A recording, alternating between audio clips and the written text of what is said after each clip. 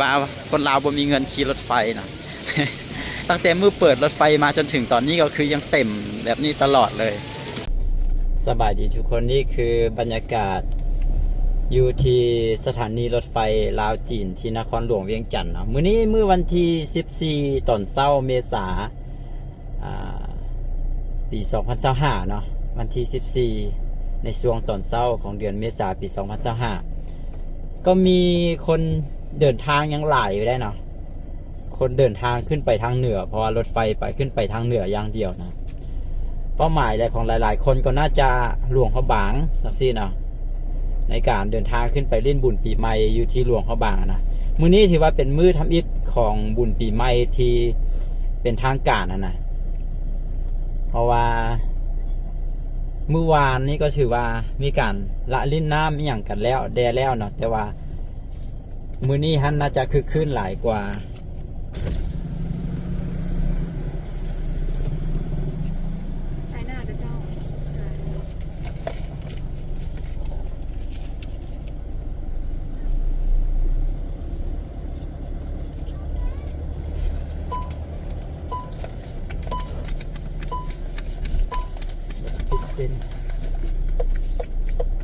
ต้องเสียเงิน 10,000 กีบนะปกติอยู่แล้วตอนนี้บ่มีการจับเวลาเด้อเนาะในการเข้ามาสถานีนี้ทางเดียวก็คือต้องเสียเงินอย่างเดียวนะเข้ามาแล้วก็ต้องเสียเงินนะนี่คือบรรยากาศอยู่ที่สถานีเดี๋ยวเฮามาส่งหลานสาวนะจะพาหลานสาวไปลงก่อนแล้วเดี๋ยวจะพาเบิ่งบรรยากาศแล้วก็เดี๋ยวจะไปเบิ่งตารางการออกรถของรถไฟเนาะว่าช่วงนี้นะในช่วง3-4-5 มื้อนี่นะเขาจะมีการเพิ่มเที่ยวบอหรือว่าจังใดนะมื้อนี้มื้ออื่นคนก็ยังจะเดินทางหลายอยู่เนาะเพราะว่าบางคนก็อาจจะบ่ได้เมื่อลิ้นอยู่หลวงพระบางตั้งแต่มื้อทับอิฐนะอาจจะลิ้นอยู่ที่เวียงจันทน์มื้อนี้มื้ออื่นบอหรือว่าลิ้นอยู่ที่เวียงจันทน์มื้อนี้เนาะมื้ออื่นก็เดินทางไปที่หลวงพระบางสินะแต่ว่าข่าวเศร้าก็คือทางเหนือหันฝนตกเนาะตกตลอดหมดมื้อเลยนครหลวงวิจันทร์ก็ตกบางจุดบางบอนได้เมื่อกี้นี้ก็เดินทางมากับบางจุดก็ตกแถวสถานีรถไฟนี่คือว่าหมดตกนะแต่ว่าออกไปแถวด้านหน้าสถานีรถไฟนี่ฝนตกแถวดงโดกพระบ่ตกเนาะแถวดงนาโซกแถวสนามบินพระบ่ตกอยู่เป็นจุดนะเดี๋ยวเขาจะค่อยๆไปเขาบ่ได้ฟ้าวไปนะของเขาเป็นเที่ยวพุ่น8 โมงครึ่งพุ่นตอนนี้หาก็7 โมง 40 นาที42 นาทีสังเกตจากรถมาส่งผู้โดยสารนี่คือรถมาส่งผู้โดยสารเพราะว่าตอนเช้ายังบ่มีเที่ยวที่เดินทางมาจากเที่ยวเนาะตอนเช้ามีแต่ออกจากนครหลวงเวียงจันทน์เท่านั้นเนาะตอนเช้าช่วงแรงค่อยแรงเข้าไปก็จะเป็นขาเข้าแบบนั้นตอนเช้าก็จะเป็นขาออกอย่างเดียวนะนี่ก็คือมาส่งผู้โดยสารทั้งหมดเลยรถที่เห็นอยู่นี่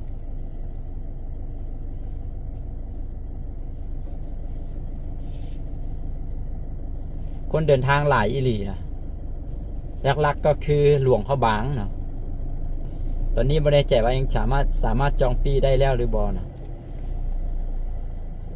เพราะฉะนั้นสามารถจองได้7 มื้อล่วงหน้า7 มื้อคนไหนตอนนี้นี่นะเพราะว่าช่วงวันที่10ก็สามารถจองปีกับจองปีของมื้อวันที่17ได้แล้วนะตามที่เบิ่งในแอปมานะแต่บางคนก็บ่ได้มีปีมาเนี่ยแต่ก็เขาเจ้าสิมาซื้อเขาอะไรอย่างก็ปีอย่างครับปีอย่างว่าเวลารถปกติเขาเจ้าสิรักษาบอลนางไว้จากหลายบอลนี่แหละแต่ว่าพอใกล้รถสิออกแล้วประมาณ5 นาทีบอกเขาเจ้าก็สิปล่อยขายนะก็จะได้ปีเขาจะว่าปีอย่างว่าแบบนั้นนะ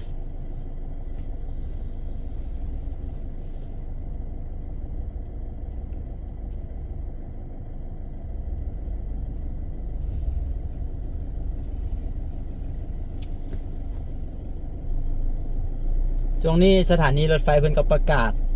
เรื่องการจอดรถอยู่ตามสถานีนี่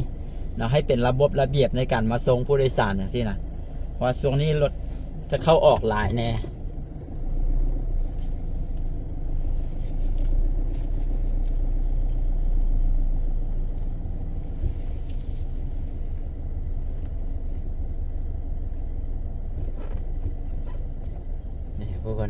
วันนี้บอลขายปี้นะ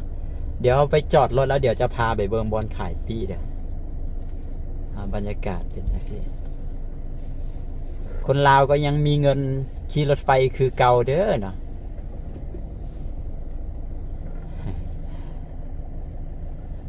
ตามที่ประเด็นเบิ่งนี้ค่าโดยสารของรถเมล์ขึ้นไปอุดมไซกับค่าปี้รถไฟนี่ราคาเท่ากันรถเมล์ไปอุดมไซก็400,000 กีบ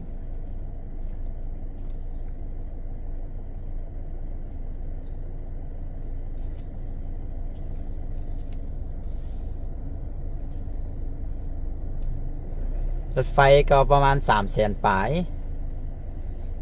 333บ่ถ้าแบบซ่านะถ้าแบบไวก็เท่าไหร่ คนลงยังบ่ทันแล้วคนเป่ามังผีดไรละเขาจะมีพนักงานเบิงความเป็นระเบียบห้อยของรถนะเดี๋ยวเขาชี้ให้หลานสาวลงอยู่แถวนี้ก่อนแล้วก็เดี๋ยวจะไปหาบอนจอดรถแล้วจะพาเลาะเบิง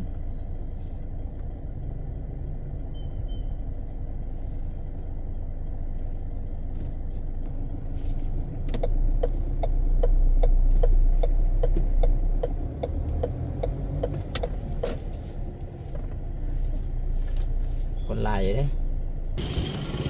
นี่ทุกคนนี่คือบรรยากาศผู้คนที่กำลังเดินทางในตอนนี้ส่วนหนึ่งก็คือเดินทางกับภูมิลำเนาเนาะเพื่อไปเยี่ยมยามพ่อแม่พี่น้องไปฉลองปีใหม่กับพี่กับน้องกับพ่อกับแม่อยู่ภูมิลำเนาของ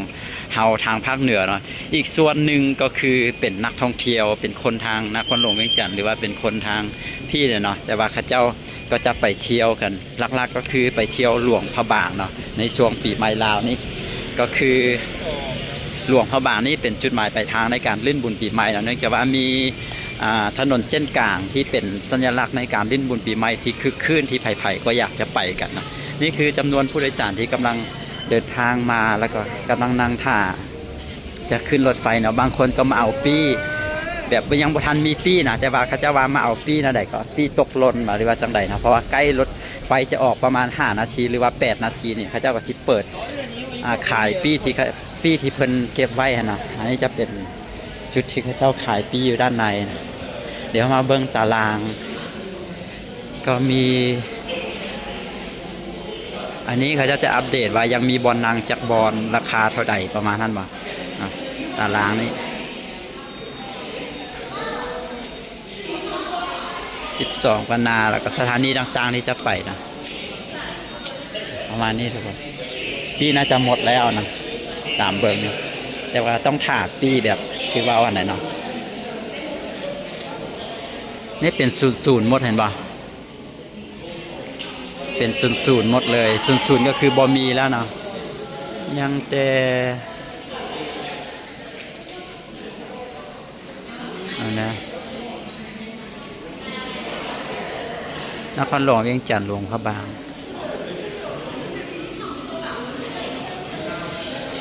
ประมาณนี้เราทุกคนบอลขายปีแต่ว่าบ่มีตารางในการเขียนว่าออกเที่ยวใดแดงสิเนาะแต่ว่าก็มีอยู่ในแอปเนาะเดี๋ยวปราดินแคปอยู่ในแอปใส่ในแอปของการขายบรรยากาศเนาะผู้คนก็ส่วนใหญ่ๆนึงก็เข้าไปในสถานีแล้วเนาะเพราะว่ามันจะมีรถออกน่าจะมีหลายเที่ยวเลยตอนเช้านะเนี่ยอันนี้เขาจะเกียมจะไปลิ้นบุญปีใหม่เลยเนี่ยเอาไปแต่นครหลวงเวียงจันทร์เลยเนาะปืนสีดน้ำบรรยากาศประมาณนี้เนาะทุกคนฝนก็เริ่มมาปล่อยๆแล้วได้คนก็กำลังเดินทางกันมาเนาะโอ้คนเดินทางหลายๆเลยเนาะใครว่าคนลาวบ่มีเงินขี่รถไฟเนาะ ตั้งแต่มือเปิดรถไฟมาจนถึงตอนนี้ก็คือยังเต็มแบบนี้ตลอดเลยนี่เนาะคนมาขึ้นรถไฟก็จะทยอยมากันเรื่อยๆเรื่อยๆเนาะแต่ส่วนใหญ่ๆก็น่าจะเข้าไปด้านในแล้วเนาะทุกคนประมาณนี้ก็คือขึ้นขนาดเลยคนหลายคือขึ้นขนาดเลยฝนเริ่มมาแล้วได้นี่ฝนมาแล้วฝนก็จะตกอยู่เป็นจุดเป็นบอลเนาะนี่คืออุปสรรคในการลิ้นบุญปีใหม่ลาวเฮาในปีนี้เนาะเดี๋ยวจะเดินทางออกไปนี้ก็โบฮู้จะลิ้นน้ำกันจังใดได้ก็อาจจะลิ้นแหละลิ้นน้ำนะแต่ว่า แต่ว่าก็อาจจะหนาวนะ ทางทางแขวงหัวพันทางซ้ำเหนือทางอุดมไซทางหลวงน้ำทาจากซี่นะอุณหภูมิแบบ17-18องศา20องศาจากซี่นะโอ้มันก็เป็นแบบยามหนาวเลยได้ขนาดยูทีนครหลวงเวียงจันทร์ก็ยังหนาวขนาดนี้นะแบบอยู่นครหลวงเวียงจันทร์พอถึงคำว่าหนาวแล้วก็จะเย็นตอนนั้นคืนนอนก็บ่ได้เปิดแอร์นะ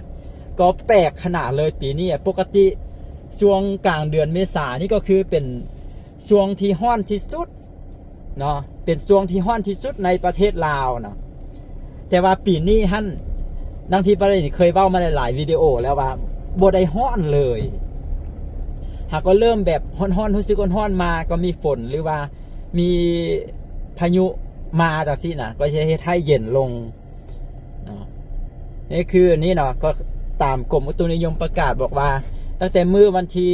12ไปหาวันที่17วันที่17ก็คือแล้วบุญปีใหม่แล้วเนาะก็จะมีฝนมีลมจังซี่นะซึ่งทางเหนือก็คือตกมาเป็นมื้อที่2มื้อที่3มื้อนี้แล้วเนาะเท่าที่โทรลมกับแม่ของปาดาดินอยู่ทางอุดมไซนะมื้อนี้เป็นมื้อที่2มื้อที่3แล้วแหละเนาะเขาซื้อมื้อที่3แล้วที่ฝนตกขนาดไปผิดเลนนะก็คือเมื่อวานก็คือตกหมดมือเลยเนาะทางอุดมไซ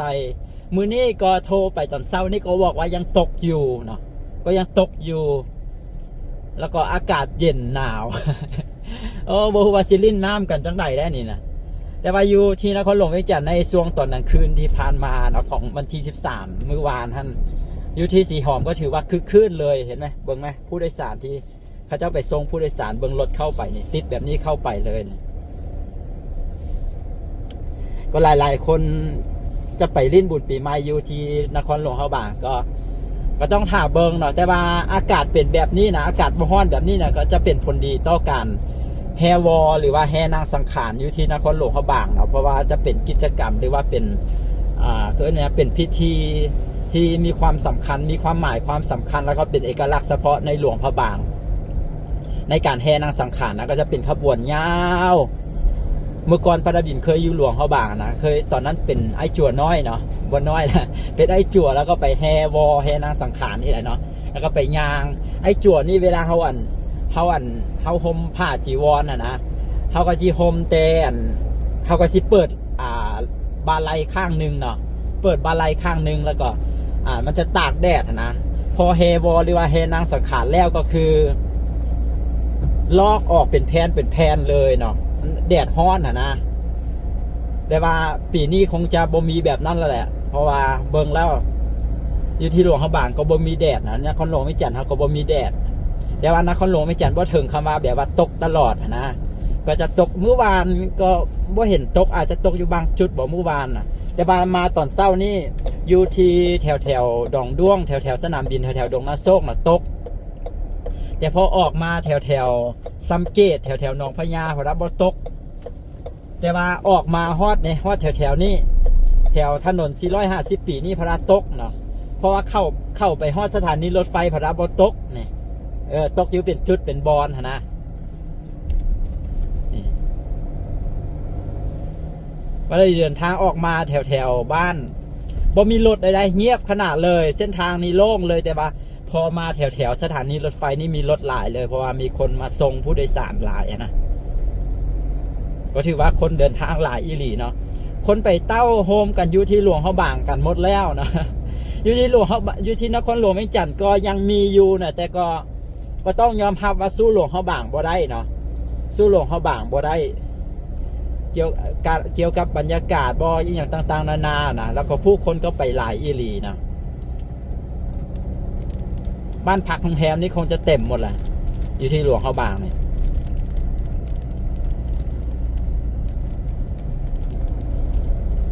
ถ้าเกิดฝนตกแบบบ่ขาดสายเลยจังซี่ก็อยู่นครหลวงเวียงจันทน์เด้อนะนครหลวงเวียงจันทน์ฝนอาจจะบ่ได้ตกคือกับทางเหนือเนาะอาจจะลิ้นมวนกว่าบ่หรือจังไดเนาะแต่ว่าฝนตกก็มวนอีกแบบนึงได้แต่ละปีนะอยู่ที่หลวงพระบางไปสังเกตเบิ่งอยู่เนาะว่าบุญปีใหม่มื้อสุดท้ายนะส่วนใหญ่จะเป็นมื้อสุดท้ายนะฝนจะมักตกมื้อสุดท้ายของบุญปีใหม่นะฝนก็จะตกลงมาเขาเจ้าก็สิลิ้นกันสนุกสนานแข่งฝน ลิ้นสินะแต่ว่าปีนี้ฮั่นยังบ่ทันเริ่มเลยตกก่อนแล้วนะ ตกบ่ได้ตกธรรมดาเลยตกแล้วแบบตกมันคือตกแบบยามฝนนะสังเกตเห็นบ่มันจะตกแบบคล้ายๆกับยามฝนยามเข้าพรรษาจากซี่นะตกแบบบ่ขาดสายเลยแล้วก็อากาศก็เย็นอีกนะมันบ่ได้เป็นแบบว่าฮ้อนอบอ้าวแล้วก็ตกมาแก้ฮ้อนแบบนั้นมันบ่ได้เป็นแบบนั้นนะ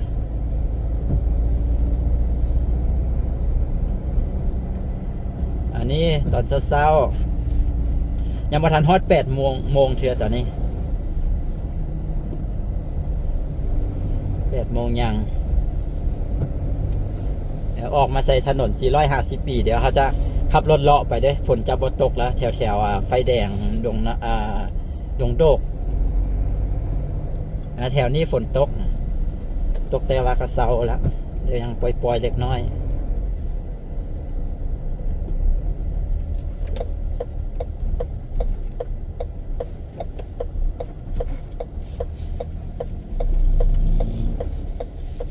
นี่ถนน450 ปีนะมันจะมีรถหลายอยู่แต่แถวอันรถไปฮับไปส่งผู้โดยสารของสถานีรถไฟนี่แหละเนาะเส้นอื่นนี้ก็บ่ได้มีรถหลายได้เงียบ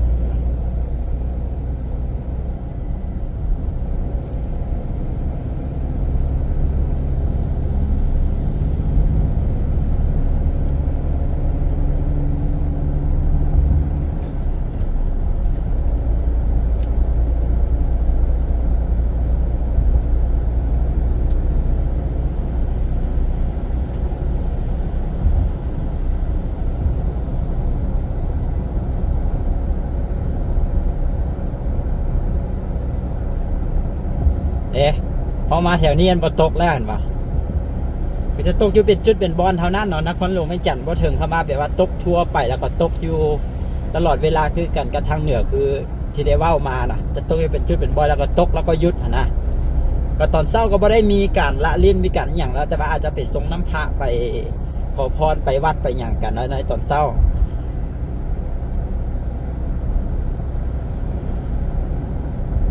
มื้อนี้เราจะเอิ้นว่าเป็นมื้อสังขารลวงบ่สังขารลวงสังขารลองบ่มื้อนี้นะมื้ออื่นก็จะเป็นมื้อเนาเนาะแล้วก็มื้อฮือก็จะเป็นมื้อสังขารขึ้นก็คือมื้อขึ้นปีใหม่เนาะถ้าว่าง่ายๆก็มื้อนี้ก็คือเป็นมื้อสุดท้ายของปีเก่าว่าซั่นซะเป็นมื้อสุดท้ายของปีเก่ามื้ออื่นก็จะเป็นมื้อเนาก็คือเป็นมื้อแบบปีเก่าเนาไปเพราะอันนี้พระดินเบ้าไปเองบ่ความหมายบ่แน่ใจนะแต่เขาทางหลวงเขาบางมื้อเนาเนาะมื้อเนาก็คือมื้อแบบระหว่างมื้อปีเก่ากับปีใหม่น่ะแล้วก็มื้อฮือก็คือมื้อวันที่16ก็คือจะเป็นมื้อขึ้นปีใหม่น่ะก็จะเป็นการเปลี่ยนจศปีนี้ก็จะเป็นปีจศ1386พอไปฮอดมื้อวันที่17เนาะก็จะเป็นจศ1387เนาะแต่ว่าพศก็ยังบ่ทันเปลี่ยนเท่าใดพศก็จะไปเปลี่ยนอยู่ที่มื้อเดือนเพ็งของเดือน6ลาวเนาะก็คือมื้อพระพุทธเจ้าปรินิพพานหรือว่ามื้อพระพุทธเจ้าอันประสูติก็คือจะเป็นมื้อเปลี่ยนพศของในประเทศลาวเขาจะบ่ได้เปลี่ยนไปพร้อมๆกันกับคืออยู่ประเทศไทยเนาะคือประเทศไทยนี่เปลี่ยนพศก็คือเปลี่ยนกับคศ2025จังซี่เนาะก็คือตอนนี้ประเทศไทยก็จะเป็นพศ2568แล้วนะแต่ว่าลาวเขายังเป็นพศ2567อยู่เนาะเพราะไทยเขาจะเปลี่ยนพร้อมกับปีคศ2025นะวันที่1มังกรเขาจะก็เปลี่ยนพร้อมกันเลยเนาะแต่ว่าลาวเขาจะบ่เปลี่ยนลาวเขาจะเปลี่ยนไปตามปัจจัยว่าซั่นซะเพราะว่าพศก็คือนับจากมื้อที่พระพุทธเจ้าตรัสรู้บ่หรือว่าปรินิพพานน่าจะเป็นมื้อของพระพุทธเจ้าปรินิพพานเนาะก็จะนับตั้งแต่นั้นมาเนาะก็คือเดือนเพ็งเนี่ยก็เดือน6เพ็งเนาะก็คือวันวิสาขะ วันวิสาขบูชาแม่นแหละเนาะแม่นบอกวันวิสาขบูชาก็จะเปลี่ยนมือนั่นนะเปลี่ยนพศในมือนั่นส่วนคศก็คือจะเปลี่ยนวันที่หนึ่งตามที่พระเยซูเนาะส่วนจศก็คือเขาจะเปลี่ยนนี่แหละช่วงปีใหม่ลาวนี่แหละก็คือเขาจะเปลี่ยนจศนี่น่าจะมาจากถ้าเว้าไปว่าพิษเนาะมาจากการขึ้นครองราชย์ของพระเจ้าอีหยังว่าอยู่ที่ประเทศพม่านะความจริงมันมาจากประเทศพม่าเลยในปีจศตามที่บดินอ่านมานะก็ประมาณนี้ทุกคนแถวนี้บริตกแล้วนี่ก็คือไฟแดงดงโดกนะเดี๋ยวประเด็นจบวิดีโอนี้ไว้แต่เพียงเท่านี้ขอขอบใจทุกคนที่เข้ามาเบิ่งเด้อนะว่ามายาวเติบนี่ก็คือบรรยากาศอยู่ที่สถานีรถไฟลาวจีนในมื้อวันที่14เมษายนปี2025เนาะถือว่าเป็นมื้อทำอิฐของปีใหม่ลาวแต่ว่ายังมีคนเดินทางหลายเลยเนาะก็ยังมีอีกคือการเดินทางไปออกเดินทางตอนเช้านี้ไปที่หลวงเฮาบางสินะก็จะไปฮอดที่หลวงเฮาบางก็10 โมง 11 โมงก็ฮอดหลวงเฮาบางแล้วตอนสวยก็คือไปลิ้นไปกินไปเบิ่งการพิธีกรรมอย่างต่างๆนานาในหลวงเฮาบางได้เลยนะทุกคนหรือมื้ออื่นจะสามารถเดินทางกลับมาเที่ยวนครหลวงไอ้จันมาลิ้นมากินอยู่ที่นครหลวงไอ้จันก็ยังได้เนาะการเดินทางอยู่ที่ประเทศลาวตอนนี้มันสะดวกสบายเนาะโดยเฉพาะเส้นทางรถไฟแล้วก็มีทางด่วนแล้วก็สามารถเดินทางด้วยสายการบินได้เช่นเดียวกันนะบอกว่ายาวแล้วนะทุกคนประเด็นจบไว้แต่เพียงเท่านี้ขอขอบใจทุกท่านที่เข้ามาเบิ่งโชคดีปีใหม่นำกันเด้อขอให้ลิ้นให้มวนให้มันกันเนาะแล้วก็มีสติระวังตัวในการลิ้นระวังภัยจากธรรมชาตินำแล้วก็ระวังอุบัติเหตุที่จะเกิดขึ้นได้อีกเนาะมีสติระวังตัวนำกันเด้อโชคดีปีใหม่มวนๆเด้อสบายดีปีใหม่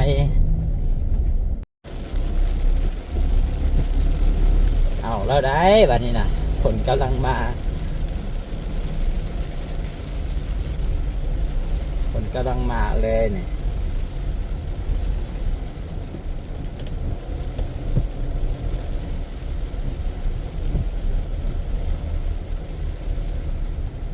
เป็นจังได้พี่น้องเฮาบัดนี้เป็นการเล่นบุญปีใหม่เนี่ย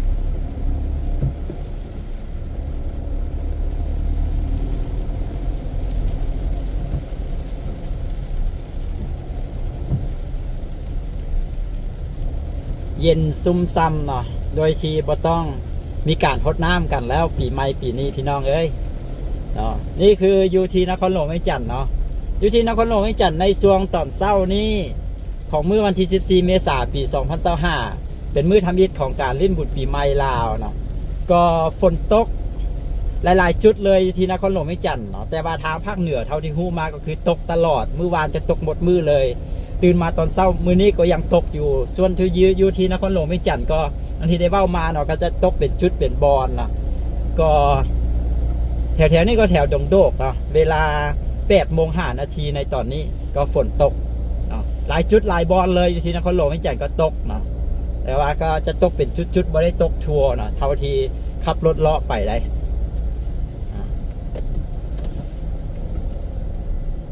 นี่ตกเลย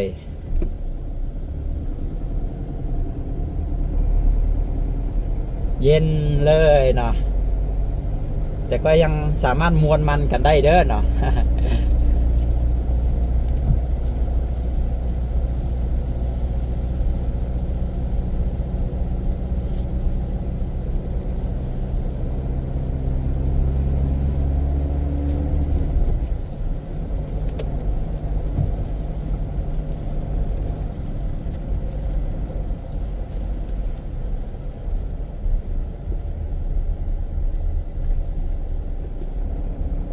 ฮัลโหล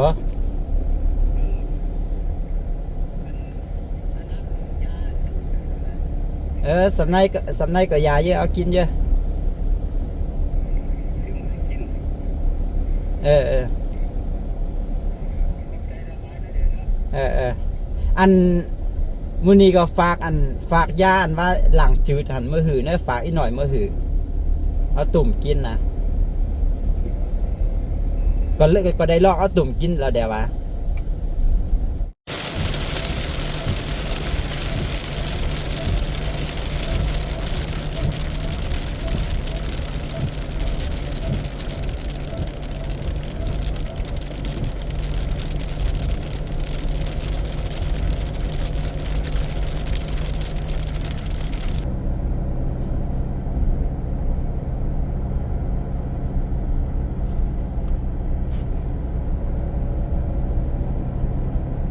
อยากตกบ่ไหนมันก็ตกฝนนี่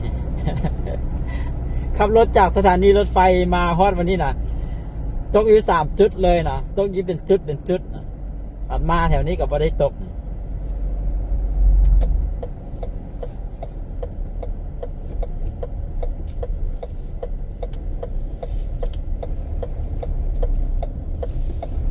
อันนี้ตกตอนเช้าได้เปียกๆนี่